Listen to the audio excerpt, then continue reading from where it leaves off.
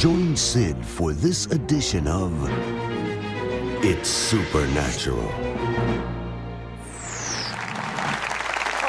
Bonjour, c'est Trent ici. Bienvenue dans mon monde où c'est naturellement surnaturel. J'espère juste que vous pouvez respirer l'air raréfié du ciel, parce que partout où se trouve cet air, il y a la guérison. C'est une rivière, et il y a une rivière dans ce studio. Je sais que tous vos paradigmes au sujet de la fin des temps sont sur le point d'être retournés. Pourquoi ? Parce que vous avez été instruits par l'opinion des hommes de l'Ouest et par leur compréhension de la Bible et des prophéties des temps de la fin. Et si vous regardiez à travers l'objectif de l'Est, où la Bible a été écrite à l'origine, vous auriez une perspective temporelle de la fin totalement différente. Mais voici la chose que je veux vous mettre en garde, et je veux vous prévenir. Étudiez les Écritures, approuvez-les et pensez par vous-même. Je ne peux pas attendre que vous entendiez cet entretien. I can't wait for you to hear this interview.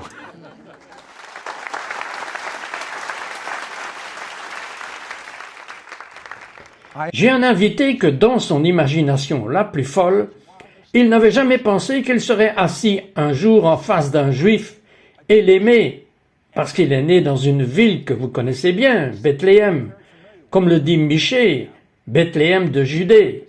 Il a été élevé pour haïr le juif, il a été élevé pour être un kamikaze terroriste. Il a en fait lancé une bombe, je le crois. Était-ce à Bethléem ? Vous vouliez tuer des juifs. Et la chose que je trouve très très intéressante est que vous êtes venu aux États-Unis et vous faisiez partie d'une organisation qui était un précurseur des groupes que nous entendons dans les nouvelles tout le temps, un précurseur du Hamas, Al-Qaïda, les frères musulmans. Je veux dire que nous entendons cela dans les nouvelles tout le temps. Et beaucoup de pays du Moyen-Orient ont leur nouvelle liberté qui leur permet de voter. Et beaucoup entrent en fonction dans la confrérie musulmane. Qu'est-ce que cela vous a appris concernant l'organisation en Amérique ? Pourquoi en faisiez-vous partie ? Comme vous l'avez dit, je voulais tuer des Juifs en Amérique avec la planification du djihad en Amérique pour le chaos de la destruction et toutes sortes de choses dont une partie ne veut pas tuer les Américains. Le Conseil islamique américain dit que nous sommes une entité pacifique qui est née de l'IAP islamique, association de la branche palestinienne du Hamas. Le Hamas américain était actif aux États-Unis. Mon mentor, Jamal Sari, était un collègue d'Abdullah Azzam. La plupart des Américains ne comprennent pas lorsque je dis ces noms comme Abdullah, Azzam Abdullah, qui était le parrain d'Al-Qaïda. La plupart des Américains ne savent pas que le vrai parrain d'Al-Qaïda n'était pas un Saoudien, c'était un Palestinien de Janin. Eh bien, laissez-moi vous poser cette question sur cette fraternité musulmane, parce qu'il semble gagner beaucoup aux élections dans ces nouvelles démocraties, bien sûr au Moyen-Orient. Apparemment, ils sont acceptés aux États-Unis. Nos télévisions ainsi que la Maison-Blanche disent qu'ils sont plutôt pacifiques, plutôt que radicaux.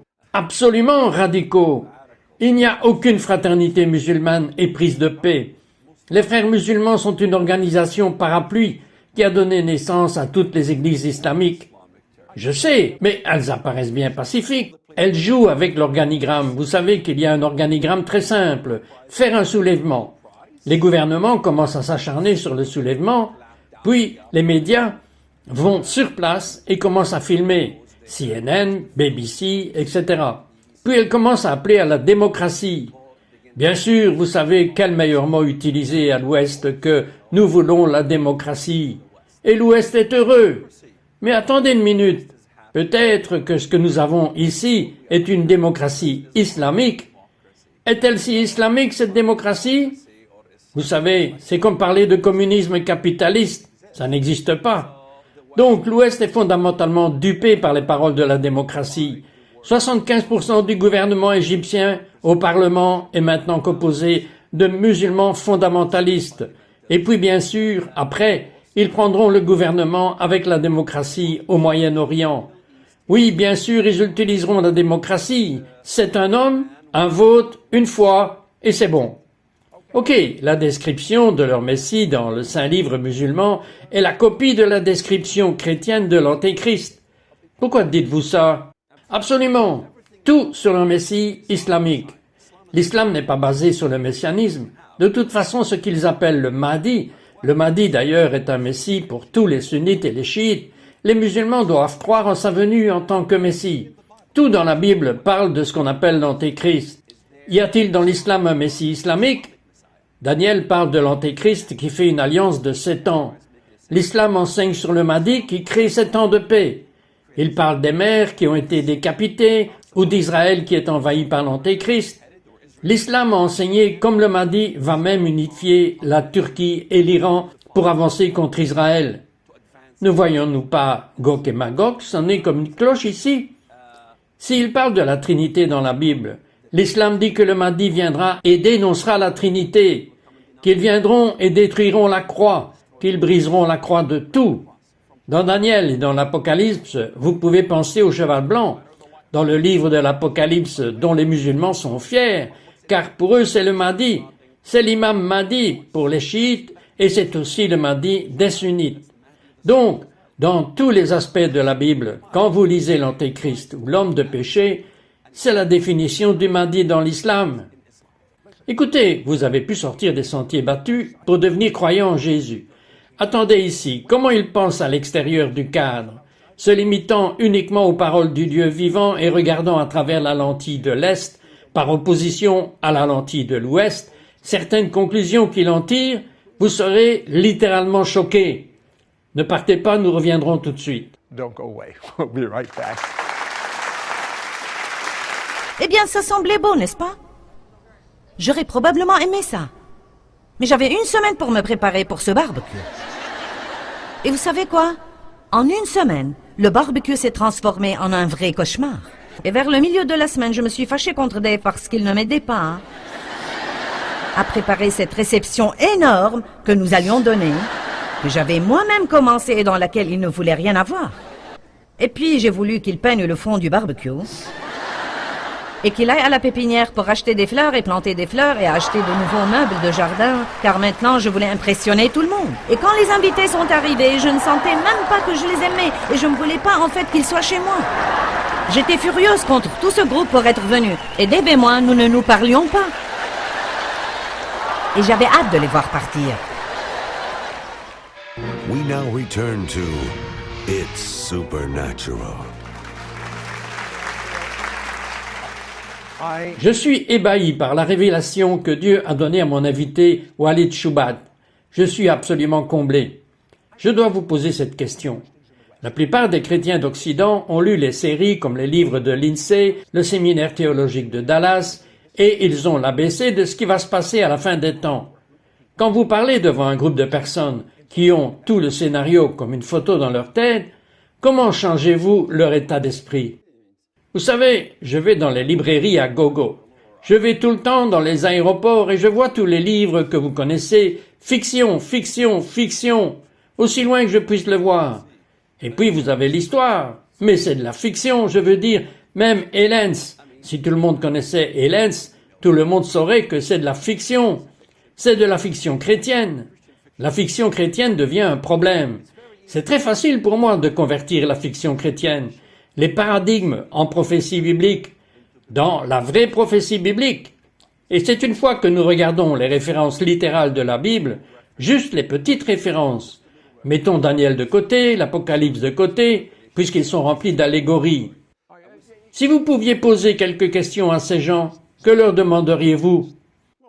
Eh bien, la question à laquelle personne au monde ne peut répondre. Question numéro 1.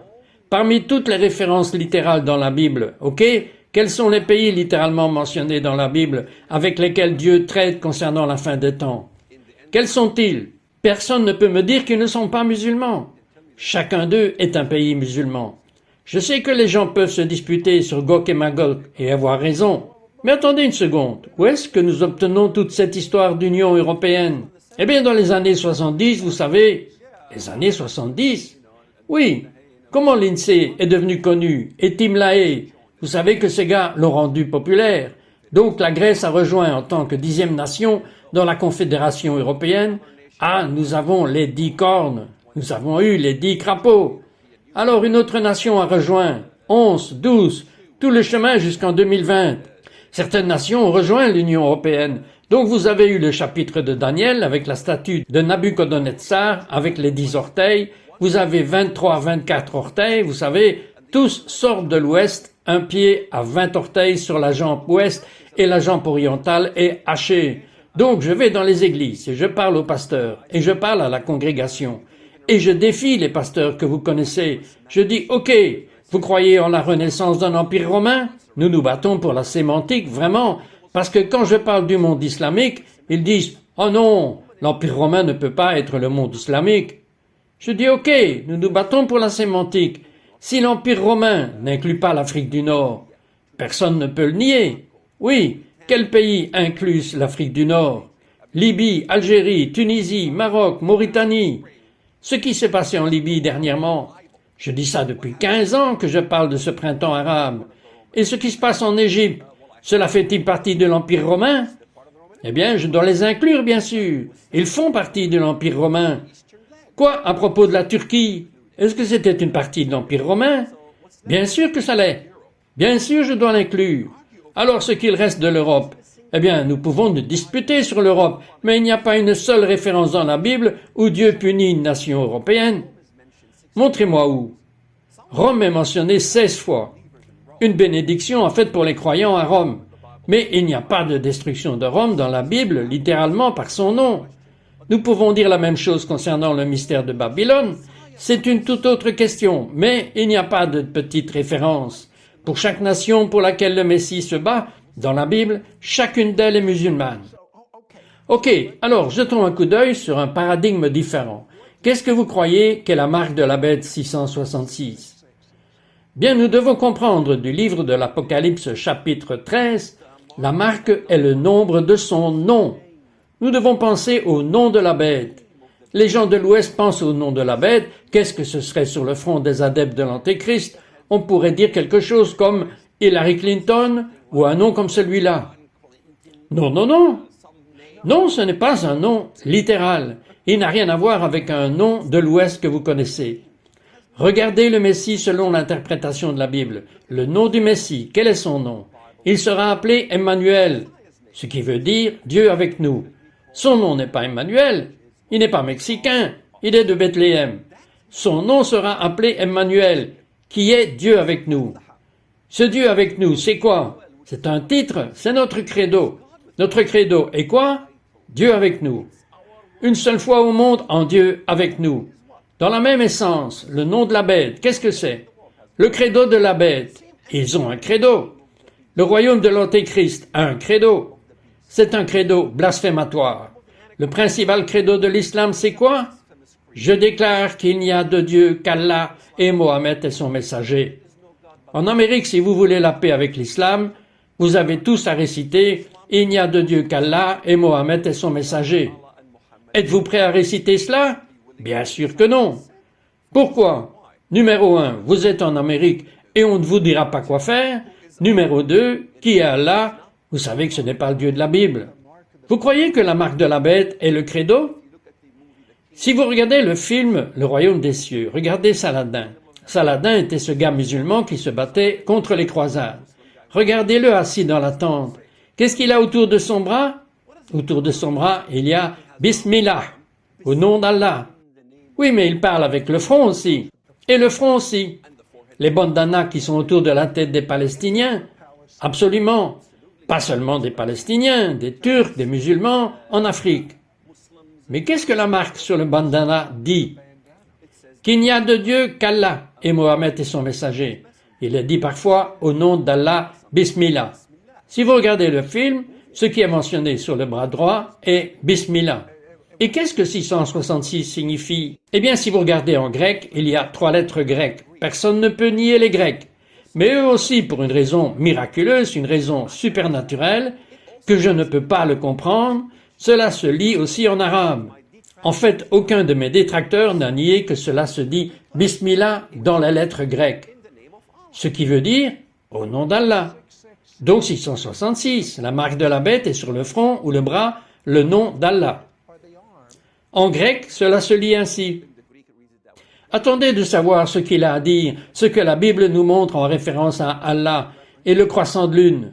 Ne partez pas, nous revenons tout de suite. Don't go away. We'll be right back.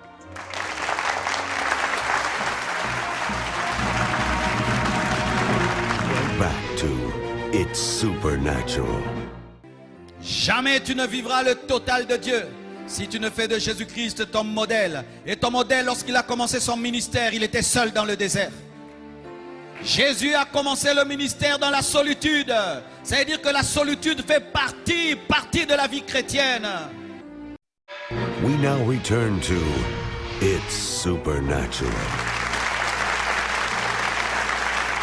Bonjour, c'est Trot ici, et je suis avec Walid Choubat. Et il m'a dit des choses que je n'avais jamais entendues avant, comme « Dites-moi la corrélation entre Allah et le croissant de lune ». Quand la plupart des Occidentaux lisent Ésaïe 14, où il parle à propos de Lucifer, regardez la traduction de Lucifer en anglais. Vous savez que je vais à l'hébreu. En hébreu, cela se dit « Hilal bin Sahar ». Comment l'art est tombé du ciel? Hilal bin Sahar est le mot pour la luminosité, et c'est aussi le mot arabe, arménien, hébraïque pour croissant de lune. Donc, nous le lisons dans son contexte. Comment es-tu tombé du ciel, croissant de lune, fils de l'étoile du matin? Donc, il y a un croissant. Il y a l'étoile, il y a un symbole de l'islam lui-même, comme dans le nom de Lucifer. Et n'oublions pas que dans Ésaïe 14, il continue à dire, quand il est capturé, ce Lucifer, ce Hilal Sahar, il est jugé. Les gens vont le regarder et vont dire « Est-ce l'homme qui a fait trembler la terre ?» Ils disent que c'était la rébellion de Lucifer au ciel, quand Lucifer est devenu un homme anti-messie, l'antéchrist, sans aucun doute. Ok, et qu'en est-il d'Allah? Quels sont les divers noms pour Allah? Comment s'appelle-t-il dans le Coran? Il y a beaucoup de noms. Mais dites-moi-en quelques-uns des noms qui nous intéressent. En ce moment, les noms intéressants d'Allah sont Karul Makerin, en arabe. En anglais, ça veut dire le plus grand de tous les trompeurs. Réellement? Absolument. En fait, il y a des prières dans l'islam qui disent qu'Allah va vous donner le don de la ruse. Donc, quelques noms d'Allah dans le Coran sont aussi le plus fier. Donc, c'est ce que j'essaie de vous dire. Alors, qui va être l'antéchrist? Voulez-vous dire son nom? Oui, son nom. Celui qui essayera un jour de deviner son nom aura tort, certainement. Donc vous savez, je pense que je sais de quel pays il vient. De quel pays? Il viendra du pays de Turquie. Cela pose la question, on nous apprend que l'Antéchrist va régner sur le monde. Vous dites différemment. Non, il ne peut pas gouverner le monde, parce que si vous regardez plusieurs endroits dans la Bible, il se bat contre d'autres nations dans Daniel 11. Daniel 11 nous donne la meilleure description de l'Antéchrist. Il déclare la guerre à quoi? La plus forte de toutes les forteresses. Bien, les forteresses les plus fortes, ou la puissance militaire la plus puissante du monde, n'est pas l'Antéchrist, c'est quelqu'un d'autre. En fait, la plupart des Occidentaux n'étudient à peine, voire jamais, comment l'Antéchrist tombe. Lorsque vous demandez à un chrétien occidental typique comment l'Antéchrist va être détruit à la fin, il répond « Eh bien, Jésus va souffler sur lui, et c'est tout. » Eh bien, il y a plus que ça. C'est le commandement de la bataille que le Messie ordonne, mais la destruction de l'Antéchrist est dans Ézéchiel 28. Il est le numéro 1 là-bas, le prince du Liban, le prince de Tyr. Sa destruction dans les versets 8 et 9 peut continuer. Il est dit que Dieu le fera élever des nations, et ces nations sont les plus terribles des nations militairement. Et ils le détruiront, et ils le jetteront dans la fosse, dans Michée 5. Dieu élève 7 bergers, et 8 des hommes de principe pour lutter contre lui. Qui sont ces 7 bergers et ces 8 hommes principaux? Eh bien, personne ne les connaît encore, mais ils sont définitivement mentionnés dans la Bible. N'oublions pas que l'Antéchrist a fondamentalement 7 cornes. Je veux dire que de 10, 3 ont été arrachés, donc il en reste 7. Donc vous avez 7 bons leaders contre 7 mauvais. Les 7 se tiendront avec Dieu, 7 seront contre Dieu. Donc dans Michée, chapitre 5, c'est un mystère pour les gens aujourd'hui. Mais c'est 7 nations que Dieu élèvera. Elles gouverneront les nations les plus puissantes militairement dans le monde. Laissez-moi peut-être suggérer, comme à propos de l'Amérique, alors que beaucoup de gens pensent que l'Amérique est condamnée. Oui, l'Amérique va-t-elle survivre? Je le crois, c'est un tel message peu édifiant quand j'entends que l'Amérique est condamnée. L'Amérique est finie. Nous avons déjà traversé la dépression, nous avons traversé toutes sortes de choses avant. Juste brièvement, parce que je veux connaître les réponses à cela. Est-ce que le pétrole est mentionné dans la Bible? Absolument. Comment quelqu'un peut-il nier le chapitre 34 d'Ésaïe dans lequel Dieu détruit Édom? Nous n'allons pas l'oublier. Et c'est quoi Édom? Dans Ézéchiel 25. Oui, mais Édom c'est quoi? Quel pays? L'Arabie. Ok. Absolument, car Ézéchiel 25 nous dit qu'Édom vient de Théman à Dédan. Ce sont des villes bibliques qui sont en Arabie. Et puis dans Ésaïe 34, il est dit à ce sujet que cet endroit en Arabie deviendra comme de la poix brûlante. Il brûlera pour toujours et à jamais. Je veux dire que l'Arabie va brûler littéralement, elle sera détruite. Même la Bible nous dit quelle nation détruira l'Arabie. Quelle nation? L'Iran? Oui, ça a du sens maintenant. Oui, dans Ésaïe 21, regardez la référence. Babylone est tombée, ce qui devrait sonner la cloche. C'est la même référence dans Apocalypse 14 et Apocalypse 18, concernant le mystère de Babylone. Qui l'a détruit? Nos yeux sont sur Élam. Et que va-t-il se passer en Iran? L'Iran finira par être détruit. Et qu'est-ce qui va arriver à l'Égypte? L'Égypte, le Messie va descendre et combattre pour les croyants en Égypte, parce qu'il y aura des persécutions des croyants en Égypte. Il y a déjà des persécutions en Égypte. Non, je suis l'Égypte. Non, je parle de persécutions majeures. Je parle de persécutions comme vous l'avez vu arriver avec le peuple juif à Auschwitz. Je parle de grands massacres en Égypte. Je parle de la crucifixion, des amputations.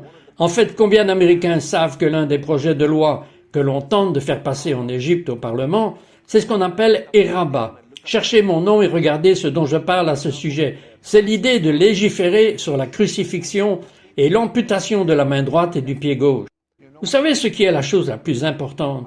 Je crois que vous allez entendre une révélation sur la fin des temps auquel vous n'avez même jamais pensé, car ce sujet n'a même jamais été abordé. Mais qu'y a-t-il de plus important que quel sera l'ordre des événements? Où allez-vous? Et avez-vous une intimité avec Dieu maintenant? Et si quelqu'un devait mourir pour vos péchés, Jésus l'a déjà fait. Croyez que le sang de Jésus lave vos péchés, et avec votre bouche, dites « Jésus, tu es mon Seigneur ». Jesus, you are my Lord.